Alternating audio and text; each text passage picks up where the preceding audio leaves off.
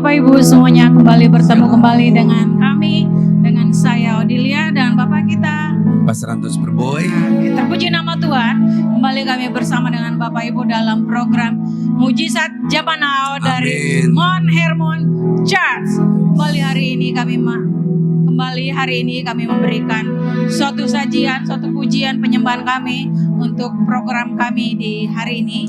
Kiranya Bapak Ibu terberkati dengan apa yang kami saksikan dan pujian penyembahan dan juga kesaksian dari Pak Gembala bersama dengan orang-orang yang terkasih hadir dalam program ini. Mari kita mulai siapkan hati kita untuk penyembahan kita. Bapak Ibu Saudara, saya mengajak mari kita satu dalam doa. Bapak, kami mengucap syukur kami ada dalam program Mujizat Zaman Now. Kami percaya ketika kami menyembah-Mu Tuhan, kami memuji-Mu Tuhan, kami percaya ada urapan yang mengalir lewat pujian penyembahan. Dan kami terima mujizat di zaman sekarang ini.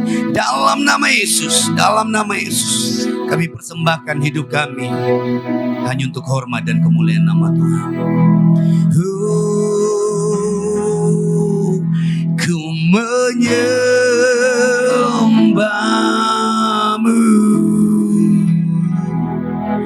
ku memuji-Mu,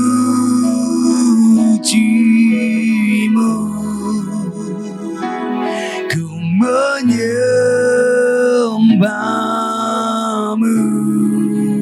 sebab Kau Bapa-Ku.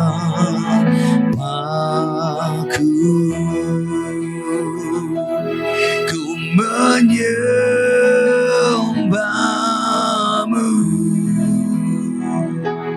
ku memuji-Mu,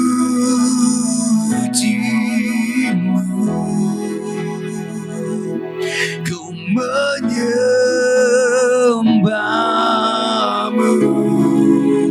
sebab Kau Bapa-Ku. Sama-sama katakan, ku menyembah-Mu,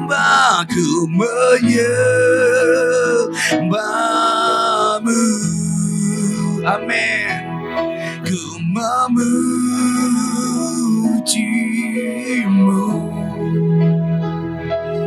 ku menyembah-Mu,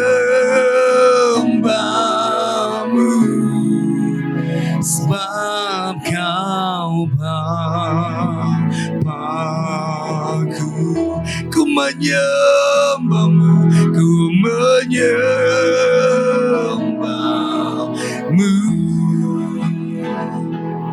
ku memuji-Mu,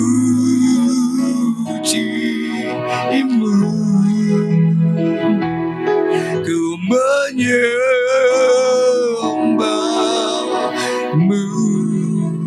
sebab Kau Bapa-Ku. Ku menyembah-Mu, ku menyembah-Mu,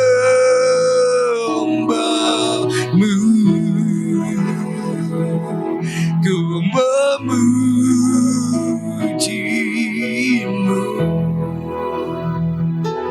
ku menyembah-Mu,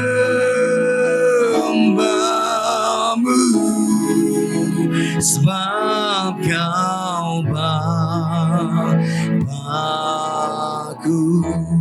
Bapak Ibu Saudara, engkau dalam pergumulan, mungkin hari ini engkau sakit atau engkau ada dalam titik terendah. Mari sepakat dengan pujian ini. Ketika kita angkat tangan, kita menyembah Tuhan, saya percaya kasih-Nya memeluk kita dan kita alami kekuatan yang baru. Oh, yeah. Ku menyembah-Mu, ku menyembah-Mu,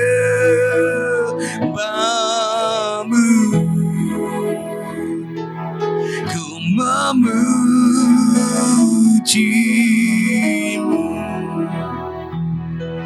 ku menyembah-Mu,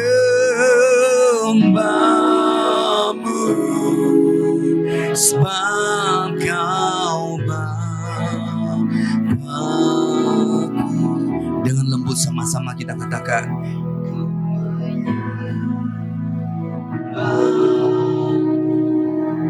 amin. Ku memuji-Mu,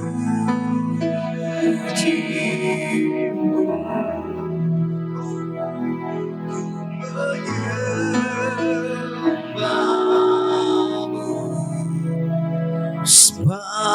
Kau Bapa-Ku,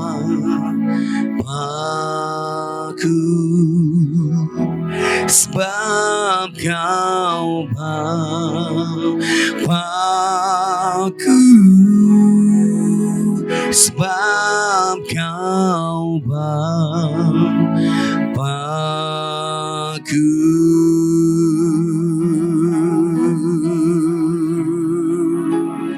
Haleluya. Kami menyembah Engkau Bapa yang hebat. Engkau mengasihi setiap kami.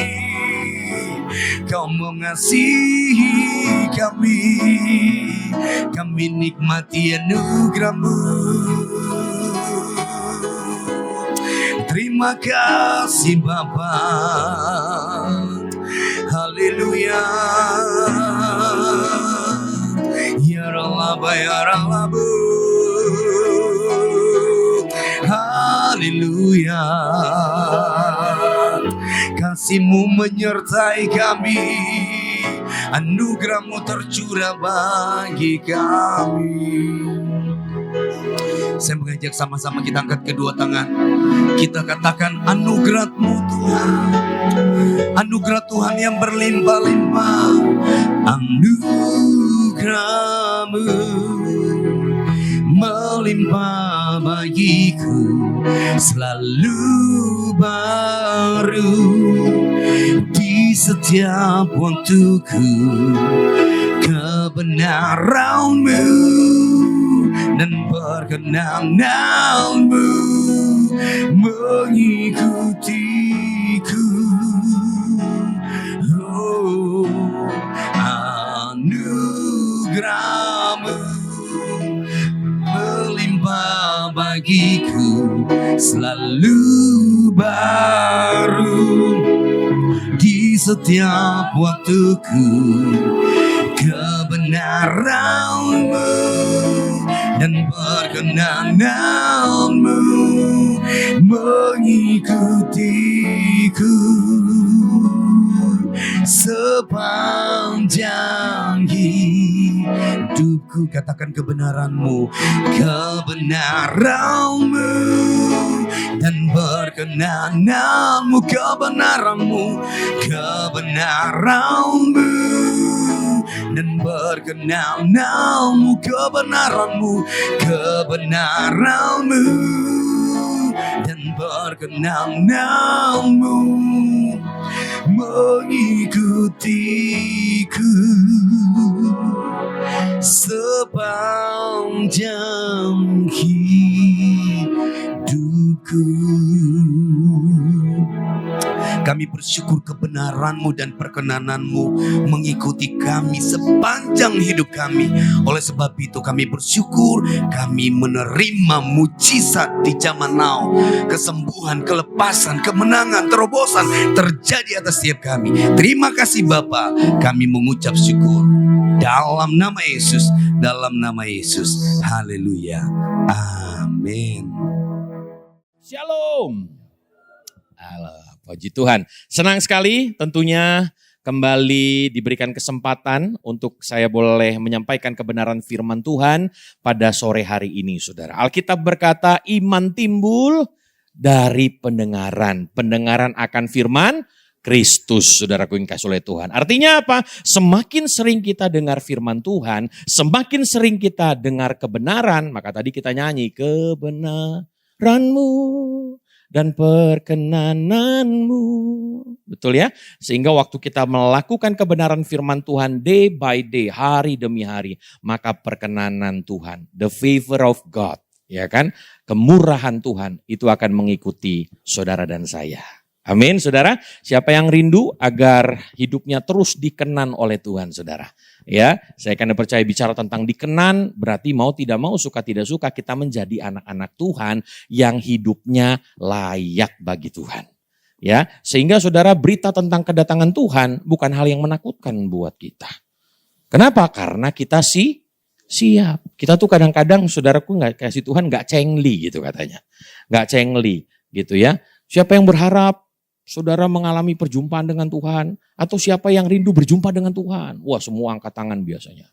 Tapi waktu ditanya siapa yang mau duluan? Gak ada, saudara kasih Tuhan. Gitu ya. Kita kadang-kadang pengen berharap, Tuhan, aku ingin berjumpa dengan Tuhan. Ya kan? Nah, saudara, memang ada beberapa hal cara kita berjumpa dengan Dia waktu kita diangkat Tuhan, saudara kasih Tuhan. Tapi yang kedua mungkin dengan kematian. Gitu ya. Nah, kadang-kadang kita gak cengli, saudara. Katanya kita takut akan Tuhan, kita percaya akan Tuhan. Beberapa hari ini, saudara kasih Tuhan, ada ibu ketemu gede lah gitu ya. Jadi saya kan pernah cerita ya Bapak Ibu Saudara, saya sudah kehilangan mama dan papa di usia saya masih muda. Tapi saya bersyukur ada banyak ibu yang mau angkat saya jadi anaknya gitu. Nah, saya masih membuka saudara ya. Yang rindu nggak apa-apa saudara kasih Tuhan. Tapi udah gede begini, saudara kasih Tuhan udah gede begini. Nah, ibu ini saudara sudah lama saya tidak mendengar kabarnya. Jadi ibu ini waktu itu adalah ketua persekutuan doa yang ada di Bekasi. Nah, ibu ini dulu waktu pertama kali saya melayani, dia banyak support. Bapak Ibu Saudara yang kasih Tuhan, dia banyak support bersama dengan suaminya gitu ya. Saya kenal dengan beliau, keluarga yang takut akan Tuhan, keluarga yang mencintai Tuhan banget, saudara kasih Tuhan. Nah, singkat cerita saudara, saya udah lama nggak kenal, udah lama nggak berkomunikasi, dan gak lama kemudian beberapa waktu yang lalu dia telepon saya gitu ya. Nah, pada waktu dia telepon di waktu yang tidak tepat gitu. Karena lagi pelayanan saudara. Nah, singkat cerita dia WhatsApp saya. Dia bilang, Nixon masih kenal. Oh masih, ibu di mana sekarang? Ternyata dia sudah di Pati katanya. Ya, di Pati lagi recovery ternyata. Saya tanya ibu kenapa? Ya dia punya sakit, saudara kasih Tuhan. Hyperthyroid gitu ya. Dia bilang, wah badan saya lemes, badan saya udah turun Nixon 10 kilo. Bukan. Ada yang mau turun berat badan? Ya badan saya udah turun 10 kilo katanya gitu kan.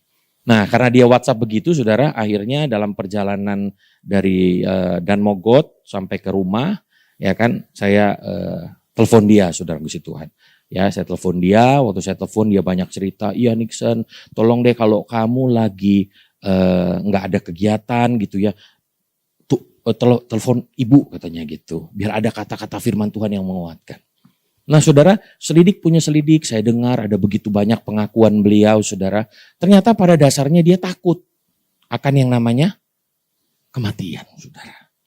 Ini khotbahnya jadi agak menakutkan gitu ya. Dia takut sama yang namanya kematian. Nah saudara pun kasih oleh Tuhan, saya kan gak mungkin bilang, nah ibu takutnya di situ gitu kan. Tapi saudara saya cuma bilang sama dia, Bu, kebetulan dia punya pengalaman hidup yang luar biasa saudara. Ya, di gereja sebelumnya dia pernah bersaksi tuh Pak. Ya, dia pernah bersaksi bagaimana dia ditolong Tuhan sehingga keluarganya saudara kasih Tuhan kalau pada waktu itu sempat menjadi pengerja juga, menjadi orang kepercayaan juga saudara di gereja. Nah, saudara kasih Tuhan, nah dia bersaksi bagaimana dia disembuhkan Tuhan juga dari penyakit itu. Ya, jadi bertahun-tahun dia pulih, dia sembuh, saudaraku yang kasih oleh Tuhan. Nah, singkat cerita kemarin waktu dia telepon saya, pada dasarnya sebenarnya dia takut akan yang namanya kematian. Lalu saya berdoa, kita doa sama-sama ya Bu. Ibu ada di sana, saya ada di sini. Percaya kuasa Tuhan itu menembus batas ruang dan waktu. Asal ibu percaya, Tuhan pasti akan tolong.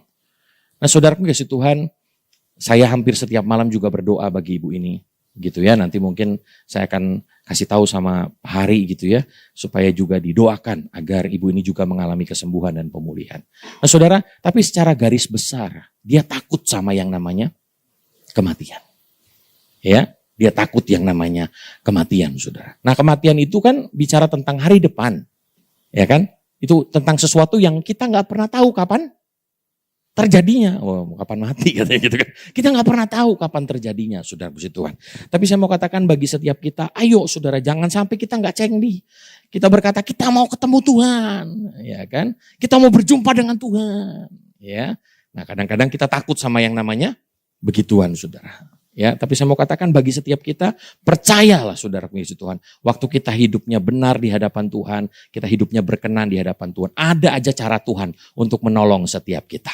Ada aja cara Tuhan untuk melakukan mujizatnya dalam kehidupan kita. Kenapa saudara? Karena Tuhan Yesus selama dia ada di dalam dunia, ada begitu banyak mujizat demi mujizat yang luar biasa yang dia lakukan, saudara. Dan saya percaya itu terjadi sampai hari ini. Mungkin ada begitu banyak gereja, saudara, yang tidak mengakui mujizat masih terjadi sampai hari ini. Tapi kalau lagi sakit, minta didoakan supaya sembuh, saudara. Ya, tapi saya kadang percaya di tempat ini, saudara, kita percaya bahwa mujizat itu masih ada. Kalau kita mungkin hobinya main bola, hobinya main basket. Ini saya agak ini, saudara. Mungkin hobinya Tuhan Yesus itu adalah melakukan. Nah, ya. Jadi saudara Yesus Tuhan percaya mujizat itu masih ada. Waktu kita datang ke tempat ini miliki kerinduan. Seperti halnya seorang wanita yang datang kepada Yesus. Dia cuma bilang begini, asal ku jamah jumbai jubahnya aja. Saya nggak minta didoain Tuhan, tapi asal ku jamah jumbai jubahnya. Aku percaya aku akan sembuh. Dan seketika dia sembuh. Ada satu orang, saudara, dibopong sama 4 orang untuk berjumpa dengan Yesus. Teman-temannya, saudara, bopong dia. Ini kan harus ada kesatuan kan? Kalau pakai tenda tuh, saudara, satu yang tinggi sedikit di sono turun sedikit, jatuh. Betul nggak, saudara? Siap, angkat. Ya kan? Yang lumpuh juga pasrah. Terserah dah mau dibawa kemana. Ada yang mengatakan ini karena iman si lumpuh. Ada yang mengatakan ini karena iman teman-temannya. Tapi saya mau katakan dengan jelas bahwa mukjizat pertolongan Tuhan itu masih ada buat kita yang percaya kepada Tuhan Yesus. Ya, apalagi ada begitu banyak kisah di dalam Alkitab. Sekali mereka ngejumpa Yesus, saudara, hidupnya berubah. Siapa namanya? Zakeus. Waktu dia berjumpa dengan Yesus, hidupnya berubah. Perempuan Samaria, waktu dia berjumpa dengan Yesus, hidupnya berubah. Paulus, hidupnya berubah. Nixon Siregar. Ya, sebutin nama Bapak Saudara yang kasih Tuhan. Ya, perjumpaan dengan Yesus itu mengubahkan setiap kita. Ya, nah untuk itu saudara jangan pernah ragu. Jangan pernah ragu. Kalau kita sering kali nyanyi sekali, ini saya minta ditemenin. Ya, saya suka nyanyi soalnya. Ya, saya janjikan tidak akan kasih lagu yang susah-susah. Coba di D, bro. Sekali Yesus selamanya, harapan tak akan. Nanti saudara nyanyi lagi ya, saudara di rumah ya. Kalau di sini memang enak, ada musiknya, ada yang nyanyi. Tapi arena sesungguhnya di mana? Arena sesungguhnya di mana? Di rumah. Nah untuk itu saudara jangan sampai kita kehilangan pengharapan kita kepada Tuhan. Nah hari ini saudara, saya rindu sekali untuk men-sharingkan satu kebenaran firman Tuhan dengan tema masa depan yang penuh harapan, saudaraku yang kasih oleh Tuhan. Katakan sama-sama, masa depan yang penuh dengan pengharapan. Seberapa banyak kita yang rindu di tempat ini, saudara, agar masa depan. Saudara bicara tentang masa depan, jangan sampai kita berpikir, oh ini khotbah untuk anak-anak muda aja. Walaupun saya lihat di sini ya, puji Tuhan ada beberapa anak muda dan ada yang berjiwa muda. Amin ya. Nah saudara berbicara tentang masa depan yang penuh harapan. Saudara setiap kali Alkitab berkata tentang masa depan. Itu bisa berbicara tentang apa? Sorga. Satu. Ya. Satu kerajaan yang kekal. Satu kerajaan Allah. Tapi yang kedua bukan saja sorga. Tapi bagaimana waktu kita di bumi pun kita mengalami janji Tuhan. Sehingga apa saudaraku yang kasih Tuhan? Masa depan yang penuh harapan. Itu bicara tentang apa? Masa depan yang baik. Itu menjadi bagian daripada kehidupan Bapak Ibu Saudara di tempat ini. Nah kita buka sama-sama Alkitab kita Bapak Ibu Saudara.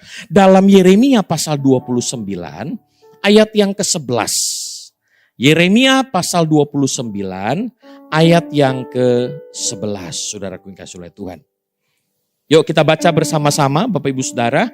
Saya percaya ini ayat yang tidak asing lagi, seringkali kita dengar dan mungkin seringkali menjadi ayat hafalan buat kita. Yeremia 29 ayat yang ke-11. Ayo kita baca 2, 3, ya.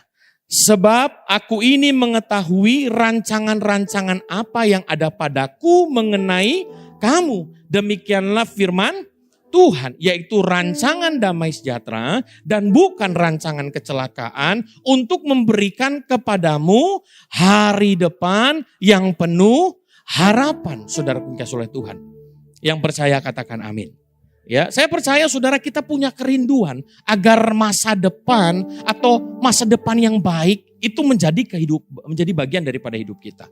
Atau kita berharap agar di hari esok kehidupanku menjadi lebih baik. Tapi tahukah saudara, kapan surat ini ditulis? Kapan kitab ini ditulis, saudara kasih Tuhan? Jadi satu ketika saudara Yeremia di dalam hikmat daripada Roh Kudus menuliskan saudara kasih Tuhan kepada umat Tuhan atau kepada jemaat Tuhan di pembuangan yang ada di Babel, saudara.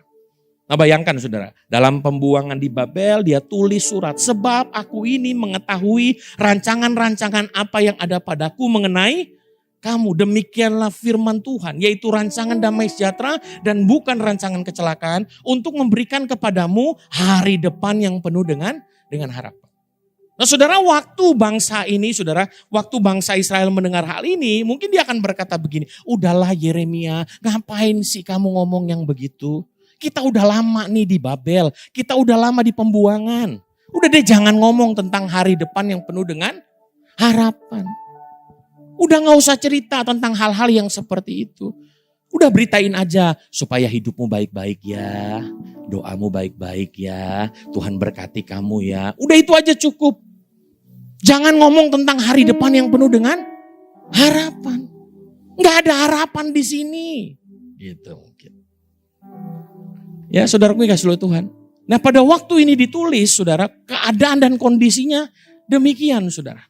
Kita bisa belajar bagaimana saudaraku kasih Tuhan di tengah pembuangan di Babel pun Tuhan tetap punya rencana yang baik buat bangsa ini. Ya, ini kan gambaran saudaraku kasih Tuhan. Waktu kita baca Alkitab tentunya ada kisah-kisah di dalam Alkitab yang bisa kita tarik dalam kehidupan kita.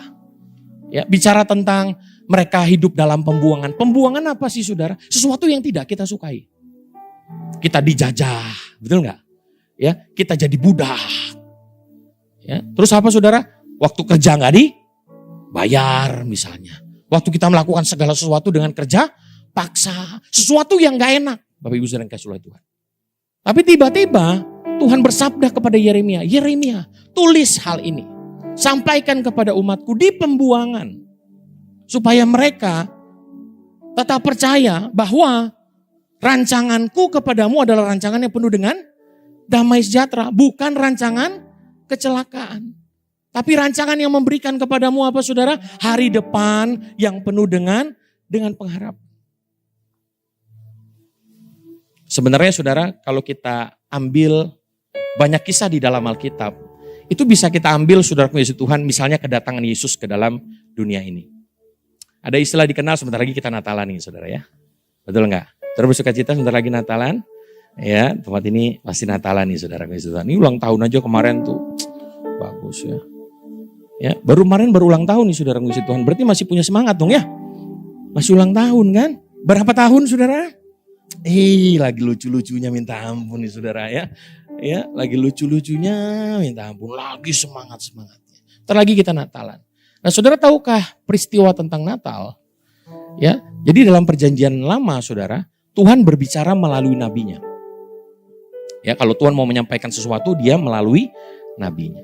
Tapi ada transisi katanya, masa silent era. Ya, di mana sepertinya Tuhan tidak berbicara. Ya, sepertinya Tuhan tidak berbicara. 400 tahun lamanya sepertinya Tuhan tidak berbicara. Tapi apa yang terjadi saudara? Dia bukan berbicara kepada umatnya, tapi dia datang. Dalam perjanjian lama, ya, dia berbicara kepada nabinya untuk menyampaikan firman. Nah pada waktu 400 tahun dikenal dengan silent era, sepertinya Tuhan gak bicara. Saudara, kalau kita didiemin biasanya indikasinya apa sih? Kalau kita didiemin nih. Wah, yang lagi diemin kita marah. Ini kan saudara diemin saya bukan karena marah kan? Ya kan? Harus saudara dengar firman Tuhan kan? Ya. Tapi kalau kita didiemin, wah, apalagi kalau suami istri, saudara, istrinya udah diemin, berarti sudah tanda harus transfer.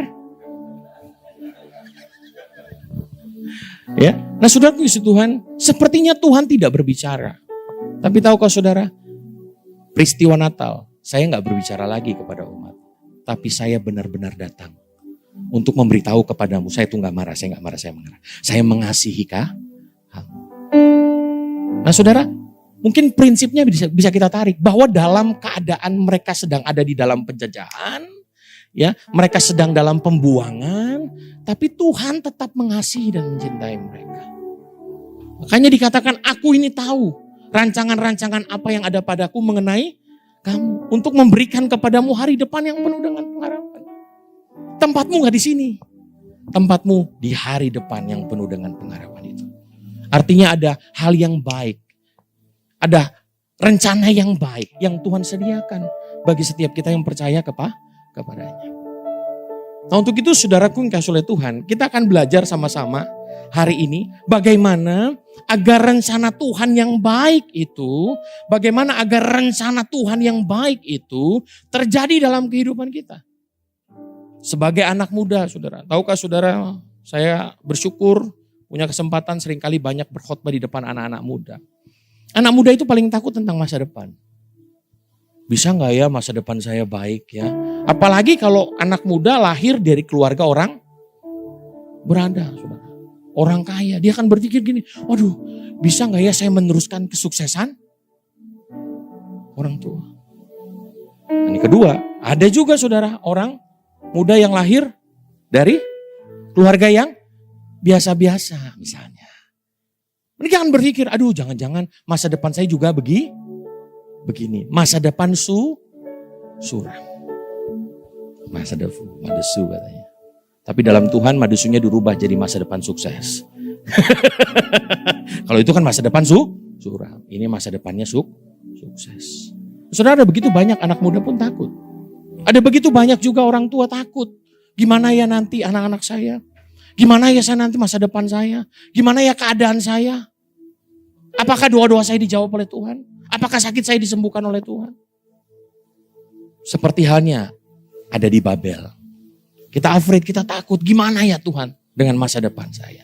Tapi hari ini kita akan belajar, saudara Tuhan. Ternyata di dalam Yeremia pasal 29 ada kunci-kunci bagi kita, saudara, agar kita bisa mengalami masa depan yang penuh dengan pengharapan. Yang pertama, saudara kasih oleh Tuhan, coba kita lihat sama-sama Yeremia pasal 29 itu dari ayat 4 sampai ayat 6, saudara. Nah, kita nggak usah jauh-jauh ya. Yuk kita baca bersama-sama 2, 3 ya. Beginilah firman Tuhan semesta alam Allah kepada semua orang buangan yang diangkut ke dalam pembuangan dari Yerusalem ke Babel. Dirikanlah rumah untuk kamu diami. Saudara, kalau baca Alkitab tuh coba. Dirikanlah rumah untuk kamu diami. Jadi selama ini mereka enggak membangun rumah. Kenapa mereka enggak membangun rumah? Nah, dipikir ngapain saya bangun rumah di sini? Tanah bukan tanah saya. Kalau saya bangun tiba-tiba digusur, ya itu haknya punya dia. Jadi buat apa saya bangun? Jadi nggak punya pengharapan bahwa Tuhan bisa memberikan tempat itu bagi dia. Tapi karena nggak punya pengharapan, udah deh nggak usah dirikan rumah. Mereka punya kemampuan nggak, Bapak Saudara? Saya percaya mereka punya kemampuan. Dan yang kedua, bukan saja disuruh bangun rumah, buatlah kebun untuk kamu nikmati hasilnya. Nggak pernah repressing. Betul nggak? Ya, nggak pernah repressing, saudara kasih Tuhan. Makanya kalau orang yang nggak pernah repressing tuh mukanya tegang. Tapi kalau suka refreshing, wah, selalu ada tawa dan suka cita. Apalagi yang baru dari Singapura, saudara. Haleluya. Ya. Yang keenam, saudara, dikatakan, ambillah istri untuk memperanakan anak laki-laki dan perempuan. Ambillah istri bagimu laki-laki dan carikanlah suami bagimu perempuan. Supaya apa? Mereka melahirkan anak laki-laki dan perempuan. Agar apa? Di sana kamu bertambah banyak dan jarang berkekurangan. Nah saudara, kenapa orang gak usah disuruh nikah? Buat apa kamu nikah? Nanti kamu punya anak jadi budak juga. Betul gak sih? Makanya jangan nikah. Udah gini aja, kamu gak mau kan anak kamu nanti jadi budak seperti kita. Sudah, gak usah menikah. Jadi sepertinya kehilangan pengharapan. Dari ayat ini saudara kasih Tuhan. Masa depan yang penuh dengan harapan saudara. Yang pertama jangan sampai kita kehilangan pengharapan. Apalagi kalau kondisinya begini. Situasinya begini gak mungkin. Mustahil Pak. Nah itu tanda-tanda sudah kehilangan pengharapan. Tapi dari sini saudara kasih Tuhan. Yeremia menyadarkan kita saudara. Bahwa pentingnya memiliki pengharapan. Apa sih itu pengharapan? Pengharapan adalah keteguhan. Pengharapan itu adalah semangat. Orang yang punya pengharapan punya semangat untuk hidup saudara. Makanya kalau ditanya apa kabar hari ini? Luar biasa. Jawablah. Menyala abangku. Karena punya apa saudara? Pengharapan. Kalau udah gak punya pengharapan ditanya apa kabar? Buruk. Jadilah sesuai dengan apa yang kau katakan. Nah saudara, Yeremia, Tuhan melihat melalui Yeremia. Aduh bangsa itu sudah kehilangan pengharapan. Makanya mereka gak bangun punya kemampuan. Gak bangun kebon. Buat apa saudara puji Tuhan? Ya kalau kamu kerja, sisihkan hasilnya untuk investasi. Investasinya apa? Ya berkebun pada waktu itu. Kalau sekarang investasinya apa?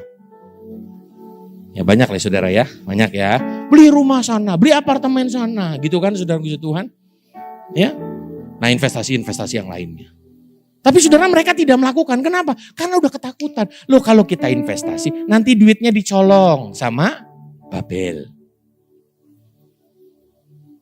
Nanti kalau kita bangun rumah, rumahnya diruntuhin sama Babel. Udah gak usah punya anak dah. Mungkin pada waktu itu bilang, ayo jangan sampai ada yang punya anak ya. Karena kalau kamu punya anak, kau tegakah. Karena anakmu juga jadi budak.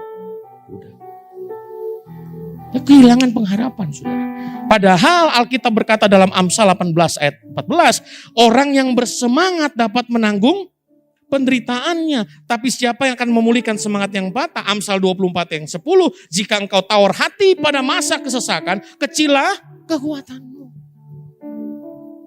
Jadi yang pertama untuk kita mengalami masa depan yang baik, masa depan yang penuh dengan pengharapan, jangan sampai kita kehilangan pengharapan. Percaya jerih lelah Bapak Ibu Saudara datang ke tempat ini tidak pernah sia-sia.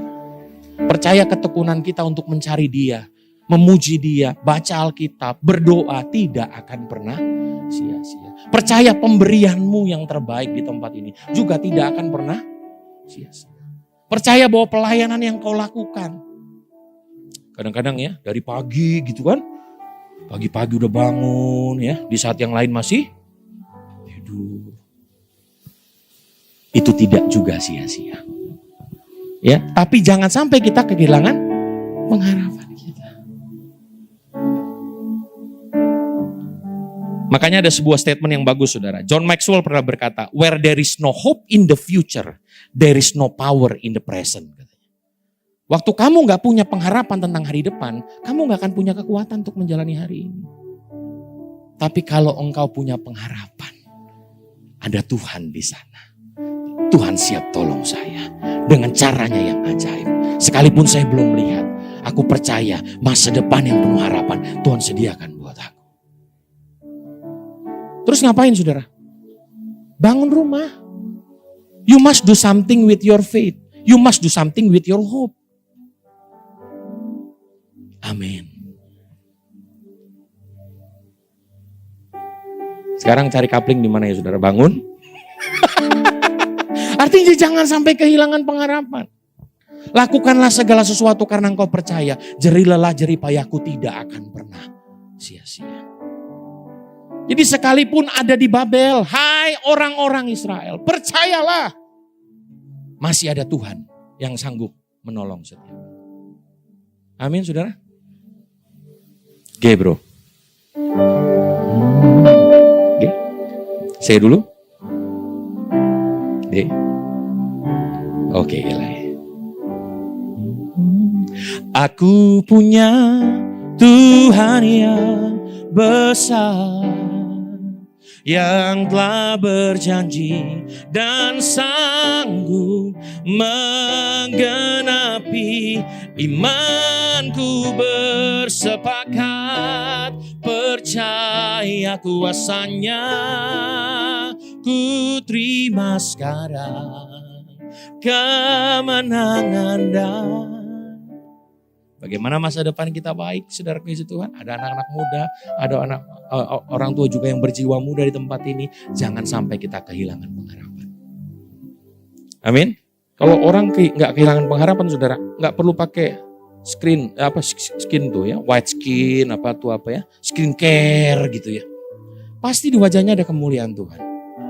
Sekalipun berkeringat, pasti ada kemuliaan. Ya. Jangan pernah berhenti untuk berharap kepada Dia, saudara. Sekalipun kau belum melihat, bukan berarti Tuhan tidak bekerja. Ada kalanya, ada waktunya. Tuhan punya waktu yang terbaik. Kalau nyanyi kan kita jago ya, saudara. Deh bro.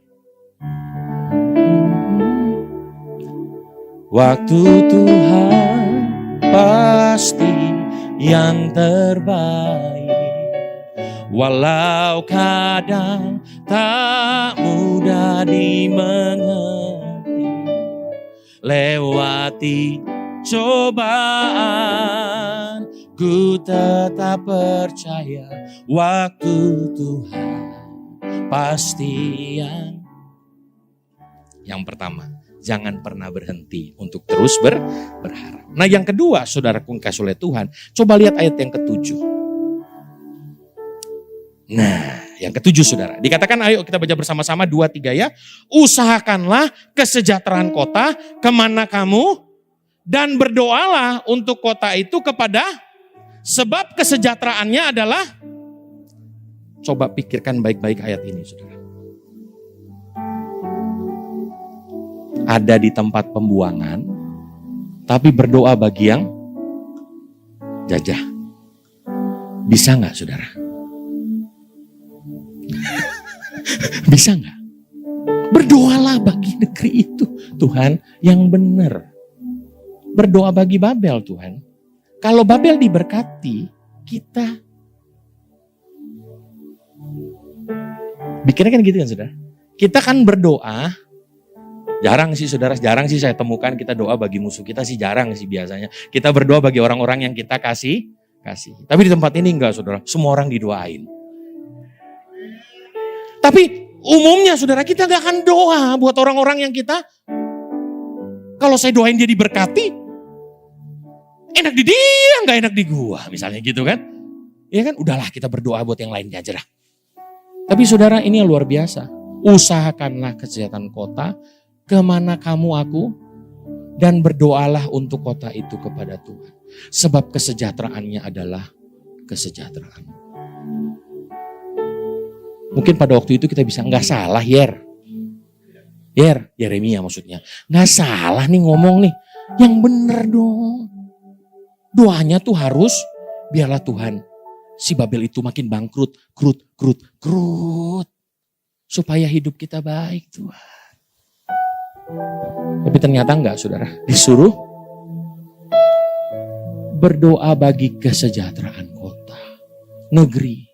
Ya secara sederhana saudara saya mau katakan, kemarin kita udah belajar ya, 2 minggu lalu kita belajar tentang tetap menghasilkan buah. Ya sekalipun mungkin sulit bagi kita, tapi tetap menghasilkan buah. Percayalah kondisi dan keadaan seperti itu, Tuhan mau apa? Mendewasakan setiap kita. Matius 5 ayat 16, begitu juga terangmu harus bersinar di hadapan orang, supaya mereka melihat perbuatan-perbuatanmu yang baik, lalu memuji Bapamu di sorga. Dalam dunia kerja mungkin kita berpikir, aduh tempatnya gak basah Pak, tempatnya kering kerontang, udah mau bangkrut Pak. Berdoalah bagi perusahaan itu. Karena kesejahteraan perusahaan itu menjadi kesejahteraan kita. Jangan sampai perusahaannya udah mau bangkrut. Yes, sebentar lagi nih. Kasih dana-dana turun nih. Boro-boro dana-dana turun, saudara. Ya, jangan sampai kita begitu sebagai anak Tuhan. Inilah saudara, untuk jadi pengikut Kristus tuh bukan perkara yang mudah. Tetap harus menjadi teladan. Tetap harus berdoa. Sekalipun rasanya berat. Betul gak sih saudara? Berdoa bagi kota itu. Kalau saya berdoa Tuhan mereka makin kaya. Ya iya, saya makin diinjak. Tapi prinsipnya Tuhan gak begitu saudara. Amin. Ya teruslah berbuah saudara. Sekalipun mungkin sulit. Kalau kita masih sekolah, sekolahlah, berdoa bagi sekolahmu. Yang bekerja berdoalah bagi pekerjaanmu. Yang di gereja berdoalah bagi gerejamu. Di kantor berdoa bagi kantormu. Di lingkungan berdoa bagi lingkungan. Dimanapun kita berada, kita usahakan kesejahteraan. Karena lewat hidup kita, biarlah nama Tuhan dipermuliakan, nama Tuhan ditinggikan. Amin. Karena kalau kita do the best, lakukan sesuatu yang terbaik, di saat kondisi dan sepertinya kurang baik, tapi kita tetap melakukan yang terbaik. Ada potensi Tuhan angkat kita. Ada potensi Tuhan angkat kita. Sehingga masa depan kita, masa depan yang penuh dengan pengharapan. Amin. Ya. Kita kalau kerja saudara, biasanya ada sebuah istilah dalam dunia kerja. Kalau engkau hanya bekerja sebesar engkau dibayar, maka engkau akan dibayar seperti engkau bekerja. Tapi kalau engkau bekerja lebih daripada apa yang dibayar, percaya suatu saat nanti kau akan dibayar lebih daripada apa yang kau kerjakan. Amin, Bapak Saudara kasih Tuhan. Ya, jadi kita bisa belajar, usahakanlah kerjaan. Gimana usaha Tuhan? Tapi sekalipun ada di Babel, sekalipun kondisi dan keadaannya tidak enak, kita tetap menabur. Sekalipun kondisi dan keadaannya tidak enak, kita tetap bersuka cita. Sekalipun kondisi dan keadaannya tidak enak, kita tetap mengucap syukur. Sekalipun kondisi dan keadaannya tidak enak, kita tetap semangat. Maka mungkin nih Pak ya, mungkin Tuhan lihat dari surga. Itu siapa sih? Yang lain kagak dijawab, dia tetap aja semangat cari aku. Siapa itu ya? Thomas Pak. Oh sekarang dia udah gak ragu ya sama aku ya. Jawab. Saudara, saya sampai hari ini tetap mempercayai hal-hal yang begitu, saudara. Ya, waktu kita lakukan yang baik, sekalipun kita terima yang tidak baik, percaya Tuhan kita nggak tidur, saudara. Tuhan kita lihat, Tuhan kita melek, saudara. Dan percaya dengan waktunya yang terbaik. Amin, saudara. Ya, nah yang ketiga nih, saudara kasih Tuhan, yang terakhir. Gak usah jauh-jauh, di situ saja ada di 8 sampai 10, saudara. Ya, yuk kita lihat sama-sama. Sungguh beginilah firman Tuhan semesta alam. Allah, janganlah kamu diperdaya oleh nabi-nabimu yang ada dan juru-juru tenungmu, dan janganlah kamu dengar mimpi-mimpi yang mereka mimpikan. Sebab mereka bernubuat kepadamu demi aku tidak mengutus mereka. Demikianlah firman 10. Sebab beginilah firman Tuhan. Apabila telah genap 70 tahun bagi Babel. Ini waktunya nih saudara. Barulah aku memperhatikan kamu. Aku akan menepati janjiku itu kepadamu dengan membalikkan kamu ke tempat ini. Nah jadi saudaraku yang kasih Tuhan, yang ketiga, untuk mengalami hari depan yang penuh harapan. Pernah gak saudara, waktu kita hidup sepertinya banyak orang yang mengecilkan kita. Wah gak bisa deh. Kalau dari mukamu aja tuh ya, wah, bukan muka orang sukses. Dari mukamu aja tuh udah kelihatan tuh. Ya kan, kalau hidungnya agak pesek berarti pesimis. Enggak optimis. Kalau hidungnya agak mancung berarti kadang-kadang karena begitu saudara. Jangan dengar yang begitu saudara. Tapi dengar apa kata firman Tuhan. Amin saudara. Suksesnya kita tidak dilihat dari muka kita. Tapi dilihat dari iman percaya kita kepada Tuhan. Amin saudara. Coba lihat kanan kirinya, pastikan muka-muka yang penuh dengan iman kepada Tuhan. Ya. Jadi yang pertama bukan saja kita berharap kepada Dia. Bukan saja kita tetap berbuah. Tapi yang ketiga tetaplah percaya kepada Tuhan. tetaplah percaya kepada janji-janjinya. Sekalipun kau belum melihat, sekalipun ada begitu banyak orang yang mungkin meragukan, tapi tetap percaya dan tetap melihat kepada Tuhan. Bapak Ibu, saya mau bersaksi bagi orang Batak. Ya. Papa saya itu kerja di bank waktu itu. Nah, bagi orang Batak paling tidak, ikuti jejak bapakmu. Ya. Jangan jadi pendeta. Kerjalah di bank sama seperti saya. Itu saudara puji Tuhan. Jadi pesan orang tua saya itu, papa saya itu begitu tuh saudara. Jadi tahun 98 saya ingat banget krisis ekonomi. Ya, krisis ekonomi bapak saya di PHK istilahnya, pemutusan hubungan kerja. Nah, saudara bayangkan dari yang tadinya hidup kita baik-baiknya minta ampun, tiba-tiba ngedropnya minta ampun, susahnya minta ampun. Ya, tapi papa saya selalu bilang begini, walaupun dia sudah tidak kerja di bank lagi, papa berharap kamu jadi pegawai bank, kerja di bank katanya. Tapi saya bersyukur, saya punya opung.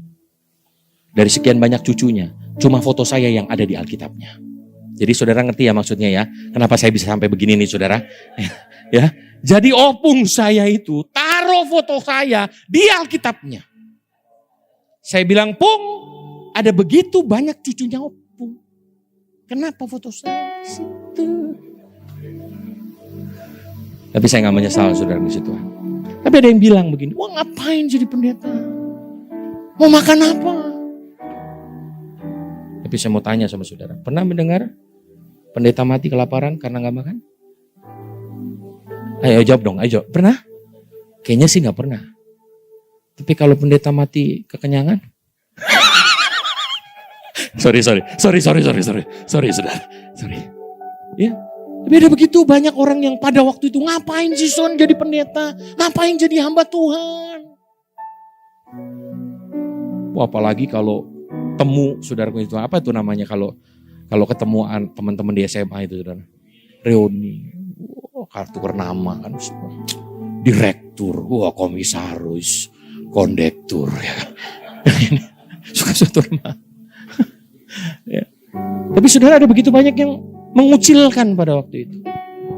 Tapi saya bersyukur saya gak pernah menyesal untuk memilih mengikuti ya saudara kasih itu. Amin. Ya. Mungkin kalau saudara menatap masa depan yang penuh harapan tuh maksudnya apa? Kaya raya, poya-poya. Saya rasa cukup, sudah lebih daripada cukup. Cukup, mau beli mobil, cukup. Mau beli rumah, mau jalan-jalan, anak sekolah, mau makan, cukup. Dalam pemeliharaan Tuhan yang sempurna. Itu masa depan yang penuh dengan harapan. Mungkin masa depan waktu itu kita berpikir takut, Tuhan gimana masa depanku? Orang tua sudah tidak ada. Tapi ada Tuhan. Ada Tuhan yang selalu menopang setiap kita. Amin. Ya, sekalipun ada mungkin banyak yang meragukan, baru mau buka usaha. Buka usaha saat begini. Ada ibu angkat lagi nih saudara, punya anak buka usaha di masa pandemi. Udah gitu buka F&B. Iya kan saudara? Di daerah yang cukup mahal. Dia datang kepada saya minta didoakan. Mikir gak saudara saya? Ini benar Bu minta didoakan? Iya Pak, tolong doakan.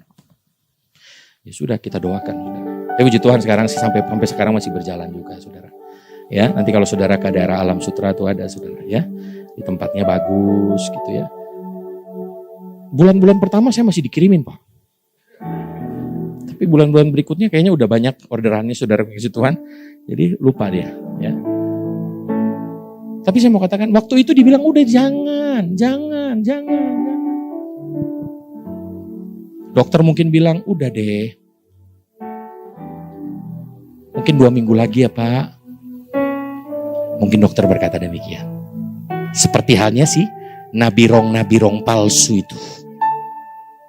Gak mungkin. Tapi justru Tuhan itu suka melakukan hal-hal yang mustahil menjadi tidak mustahil.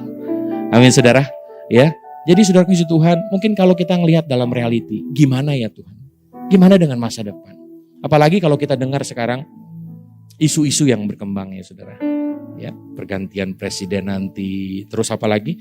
Perang di Timur Tengah, ya, terus gempa yang begitu, saudara-saudara. Kadang-kadang kita membuat takut. Masa iya masa depan yang penuh harapan?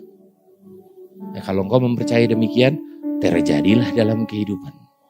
Tapi saya mempercayai, sekalipun hal-hal itu terjadi Tuhan, aku akan melihat masa depan yang penuh harapan Tuhan sediakan buat aku. Amin, saudara. Ya, nah untuk itu hari ini kita bisa belajar dalam Yeremia pasal 29 ayat yang ke-11 ini. Kita bisa belajar bagaimana agar masa depan kita menjadi masa depan yang baik. Masa depan yang penuh dengan harapan. Keadaan yang baik, keadaan yang luar biasa.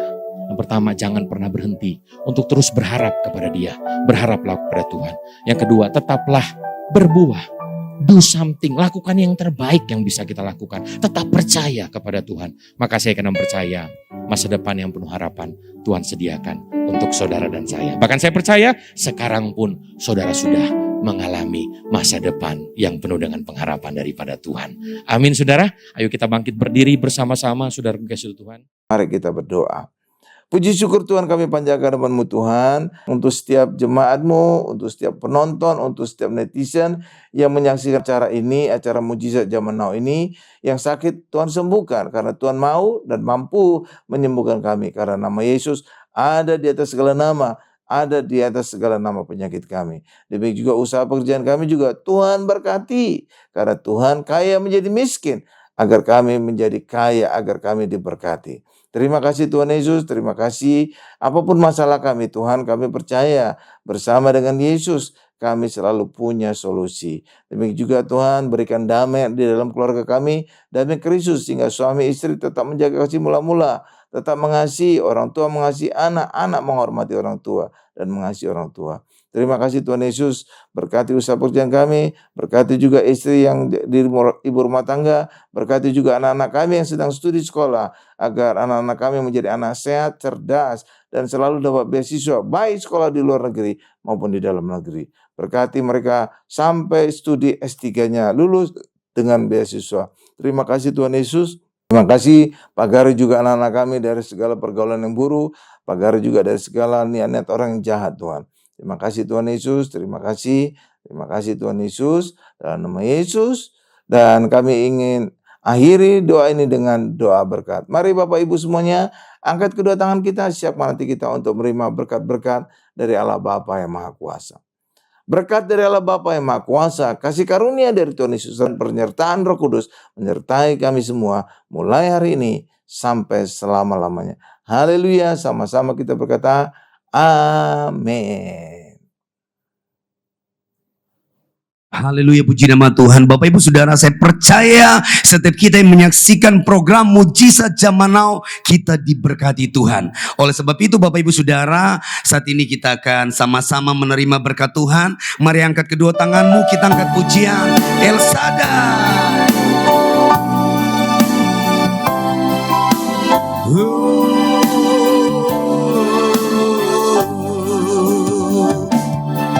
El Shaddai, El Shaddai, Allah Maha Kuasa. Dia besar, Dia besar, El Shaddai mulia, El Shaddai, El Shaddai, El Shaddai, Allah Maha Kuasa. Berkat-Nya melimpah, El Shaddai, berkat-Nya melimpah,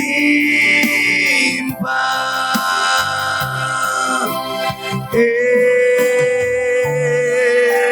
Shaddai. Sampai ketemu lagi di episode berikutnya Mujizat Zaman Now. Jangan lupa Haleluya. tetap bergabung dengan kami dan Immanuel. Haleluya, sampai jumpa lagi. God bless you.